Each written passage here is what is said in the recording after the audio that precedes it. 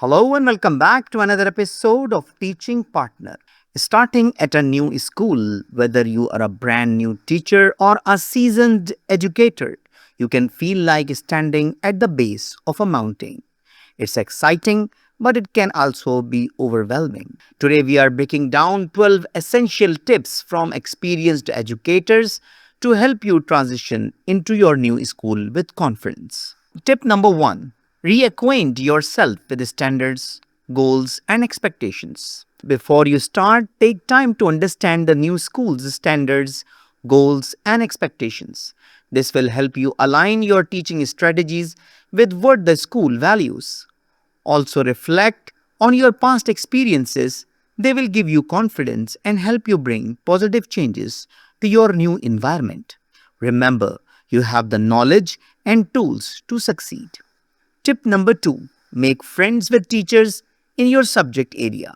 Build relationship with your colleagues, especially those who teach the same subjects as you. They can share teaching strategies, lesson ideas, and valuable insights. Attend department meetings and school events to get to know people. They will give you a sense of belonging and make you feel more confident in your new role. Tip number three, be open to ideas. Stay open minded and willing to learn from your new colleagues. They may have teaching methods or classroom management strategies that are different from what you are used to. Embrace the new ideas, they might work wonders for your students. Collaborating with others will also help you build a supportive network. Tip number four, rearrange and revise where necessary. Use any free time before the school year starts to revise and organize your materials. Recycle what you no longer need and keep what works. This will help you avoid clutter and allow you to focus more on creating engaging lessons and supporting students' learning. Tip number five, create a solid first impression.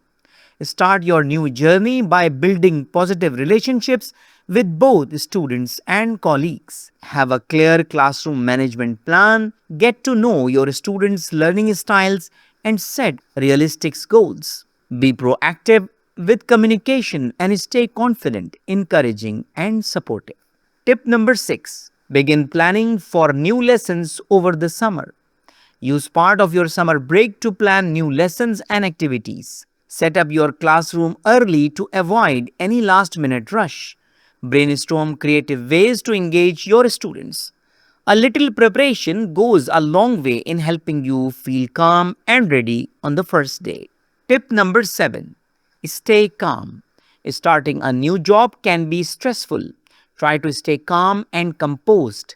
Don't be afraid to ask any question or seek help when you need it.